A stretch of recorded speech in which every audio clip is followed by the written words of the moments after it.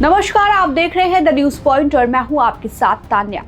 नेपाल की सियासत में एक बार फिर भूचाल। प्रधानमंत्री सुशीला कार्की के खिलाफ काठमांडू की सड़कों पर उतर आए हैं जेनजी प्रदर्शनकारी।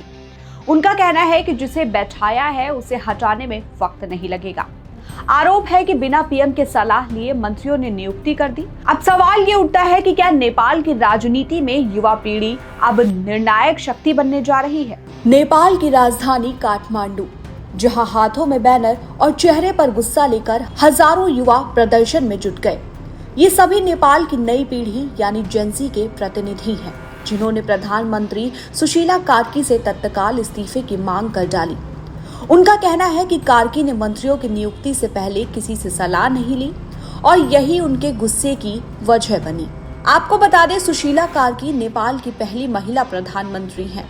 उनकी नियुक्ति को नेपाल की राजनीति में ऐतिहासिक माना गया, लेकिन अब उनके खिलाफ वही युवा आवाज उठा रहे हैं जिन्होंने उनका समर्थन दिया था।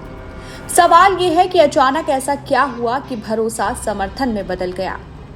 दरअसल जेनजी प्रदर्शनकारियों का कहना है कि लोकतंत्र का मतलब सिर्फ सत्ता पर बैठना ही नहीं, बल्कि फैसलों में जनता और खासकर युवाओं की भागीदारी जरूरी है। युवाओं का आरोप है कि कार्की मंत्रियों की नियुक्ति में पारदर्शिता नहीं रख रही हैं और पुराने नेताओं को ही जगह दे रही हैं। यही कारण है कि अब युवा गुट सड़कों पर उतर आया है। सोशल मीडिया पर भी #रिजाइन कार्की ट्रेंड कर रहा है। आपको बता दें, नेपाल की जनता इस पूरे घटनाक्रम को ध्यान से देख रही है। आर्थिक चुनौतियों, बढ़ती महंगाई और बेरोजगारी के बीच लोगों को उम्मीद थी कि नई सरकार कुछ बदलाव लाएगी, लेकिन अब राजनीतिक अस्थिरता के बादल गहराते दिख रहे हैं। विपक्ष पार्टियां भी इस मौके का फायदा उठाने की तैयारी में है। विपक्षी दलों का कहना है कि प्रधानमंत्री को पारदर्शिता और परामर्श की नीति अपनानी चाहिए थी।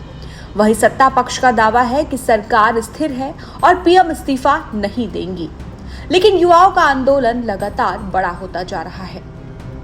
काठमांडू की सड़कों पर गूंज रहे ये नारे सिर्फ प्रधानमंत्री के इस्तीफे तक ही सीमित नहीं, ये आवाज नेपाल की राजनीति में युवाओं की बढ़ती ताकत और सक्रियता की भी कहानी कह रही है। आने वाले चुनावों में यही युवा समीकरण बदल सकते हैं। नेपाल की सियासत इस समय दोराहे पर खड़ी है। एक तरफ है प्रधानमंत्री सुशीला कार्की का नेतृत्व और दूसरी तरफ है नई पीढ़ी का गुस्सा और बदलाव की मांग। अब आने वाले दिनों में ये साफ हो जाएगा कि नेपाल की राजनीति की दिशा कौन तय करेगा, पुरानी परंपराएं या नई सोच। इस वक्त के लिए फिलहाल इतना ही। देखते रहिए द न्यूज पॉइंट।